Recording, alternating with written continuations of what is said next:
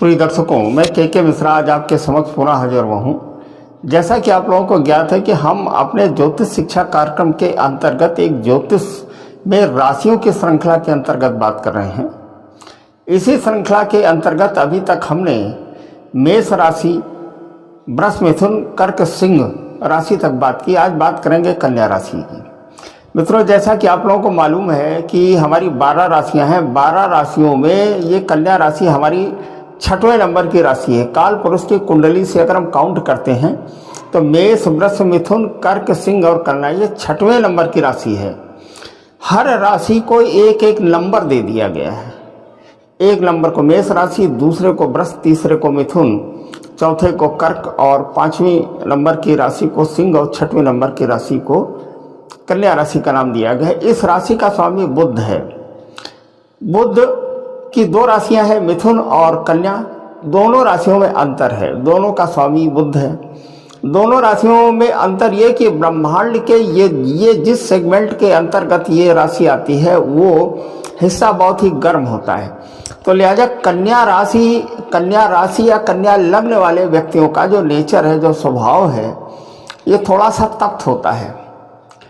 और इन लोगों का जो लंबाई चौड़ाई इनकी जो होती है, शरीर का जो फिजिकल फिटनेस होता है, तो चेहरा इनका लंबा होता है, रंग इनका साफ होता है। और दूसरी चीज़ ये कि ये इनका स्वामी बुध होने के कारण ये लोग कुशाग्र बुद्धि के बहुत होते हैं। यही हाल मिथुन राशि का है। तो आज इसी राशि के अंतर्गत हम बात करेंगे कि कन्या राशि वालों के व्यक्तियों का कैसा उनका जीवन चक्र रहेगा। अच्छा, एक बात और जो बता देना चाहता हूं कि राशि और लग्न में अंतर है। जन्म के समय चंद्रमा जिस राशि में होता है वो उसकी राशि होती है।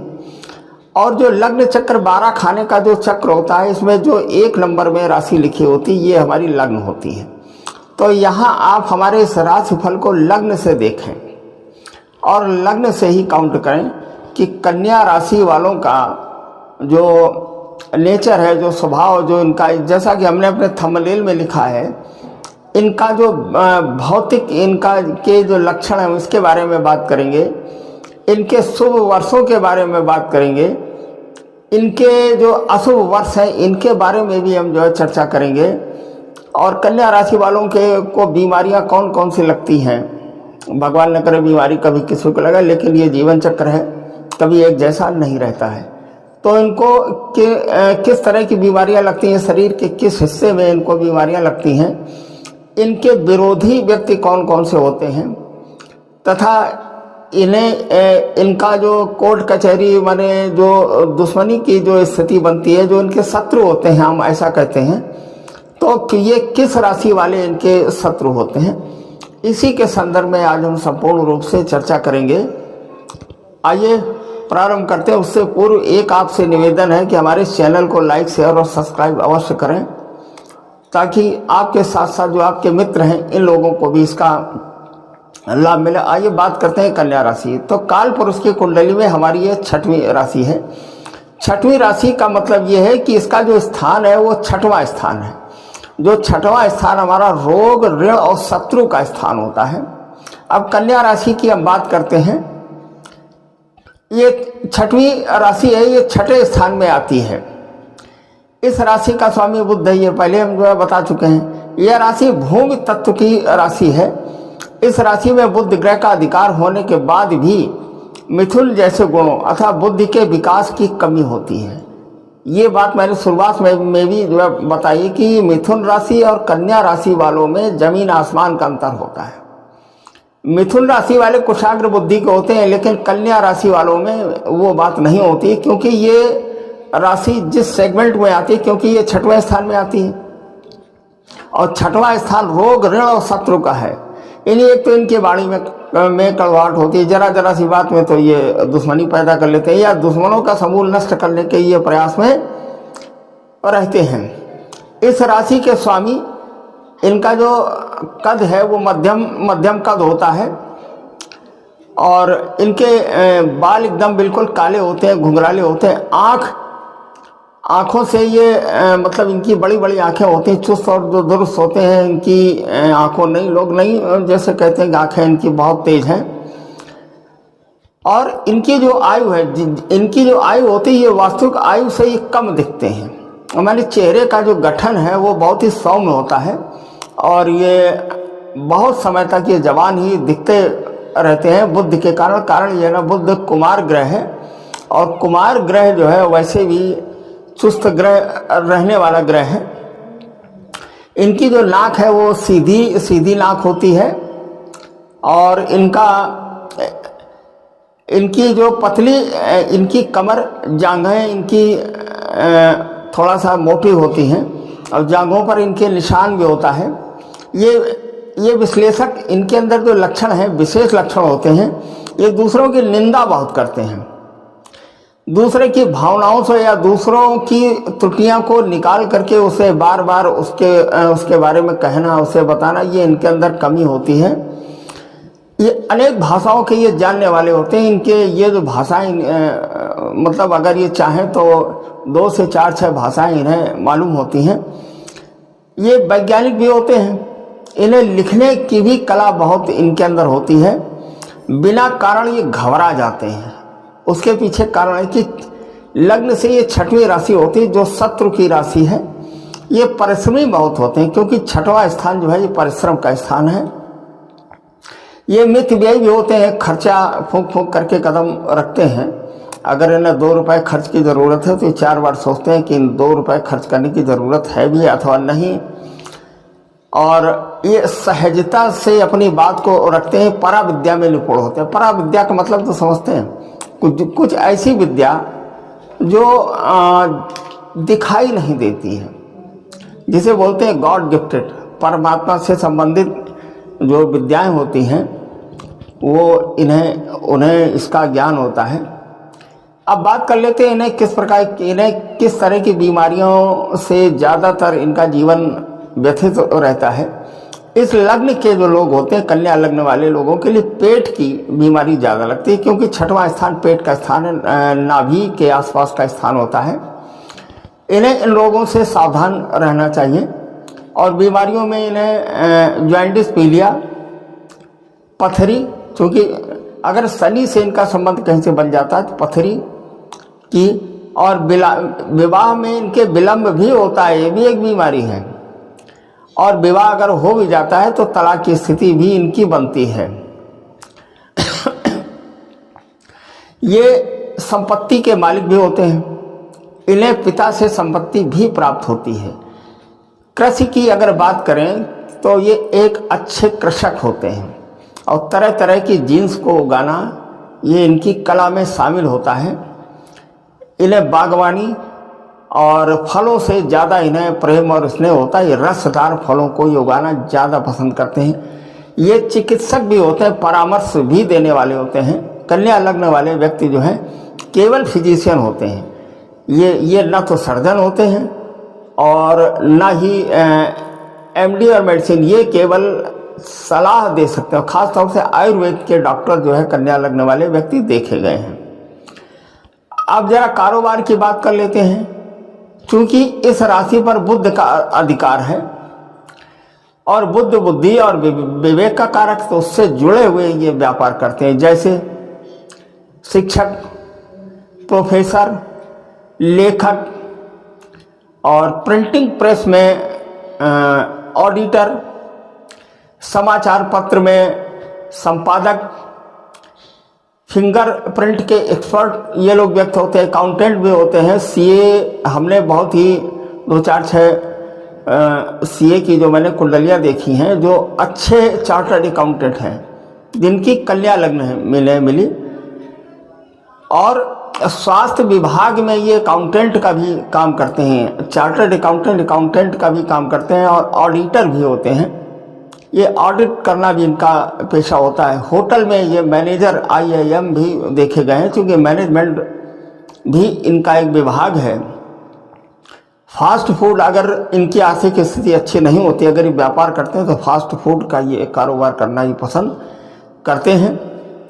और फल इत्यादि बेचना भी इन्हें अच्छा लगता है। ये फल इत्यादि भी बेचना ये पसंद करते हैं। मित्रों, ये तो बात हो गई इनके संदर्भ में। आइए अब ये देख लेते हैं कि कन्या राशि और कन्या लग्न वाले व्यक्तियों के लिए देखिए, किसी भी व्यक्ति का पूरा जीवन एक जैसा अच्छा नहीं जाता है। आप चाहे जैसे छोटा सा उदाहरण लेता हूँ, आप चाहे एक ट्रेन में बैठ जाएं, चाहे जितनी अच्छी ट्रेन हो, कहीं न कहीं पूरे मार्ग में कोई स्टेशन खराब आएगा तो वहाँ के बिल्डर खराब होंगे, कहीं बिजली की प्रॉब्लम खड़ी हो जाएगी, कहीं पटरियों में काम चल रहा होगा, कहीं हॉल्ट की स्थिति पैदा हो जाएगी। तो पूरा जीवन चक्र माने ये ट्रेन यात्रा की तरीके से कभी एक जैसा नहीं चलता है। तो कन्या लग्न वालों के लिए भी आज हम वर्षों की बात करते हैं कि कौन कौन से वर्ष इनके लिए शुभ होते हैं और कौन कौन से वर्ष इनके लिए अशुभ होते हैं। तो पहले अशुभ वर्षों की बात कर लेते हैं। 13वां वर्ष, 16वां वर्ष, 19वां वर्ष और 28वां वर्ष। इसके बाद में आ जाए 35 वर्ष, 48 वर्ष और 62 वर्ष। ये इनके लिए अशुभ वर्ष हैं। इन वर्षों में कन्या राशि कन्या लग्न वाले व्यक्तियों को सावधानी बरतनी चाहिए। जैसे 28 वर्ष ये विवाह की अवधि होती है, तो इस पीरियड में विवाह को सोच समझ करके करना चाहिए। बहुत ही अच्छे ढंग से कन्या को देखें और विवाह ठीक ठाक ढंग से करें। अब शुभ वर्ष की बात करते हैं। 1 वर्ष से 5 वर्ष तक, 8वां वर्ष, 9वां वर्ष, 12, 19, 25, 36, 42 और 65 वर्ष, ये वर्ष इनके लिए शुभ वर्ष है। इन व्यक्तियों को चाहिए, ये कन्या लग्न वालों के लिए, कि अगर बुध की स्थिति 6, 8वें या 12वें स्थान में हो तो इनको जो है अपना खुद का व्यापार करना चाहिए, क्योंकि ये लोग नौकरी पेशा वगैरह नहीं कर पाएंगे। अगर कन्या लग्न वालों का बुध 6वें स्थान में हो, 8वें स्थान में या 12वें स्थान में हो तो इनको चार्टर्ड अकाउंटेंट और आपका इनकम टैक्स का वकील और लॉयर इत्यादि के काम इनको करना चाहिए। अगर बुध का संबंध कहीं शनि से हो तो इनको वकालत का काम करना चाहिए। बहुत ही अच्छे इनका जो पेशा है वकालत बहुत ही अच्छी चलेगी। और अगर कहीं इन्होंने LLB कर ली है और इनका संबंध अगर कहीं दूसरे स्थान वाणी से बुध का अगर कहीं संबंध बन रहा है तो ये लोग PCSJ माने जुडिशली में भी ये लोग जो है जा सकते हैं। तो ये बात मैंने आज की है कन्या राशि के बारे में, कन्या लग्न के बारे में। देखिए, राशि और लग्न में अंतर है, हम पहले ही बता चुके हैं। अगर आपकी कुंडली में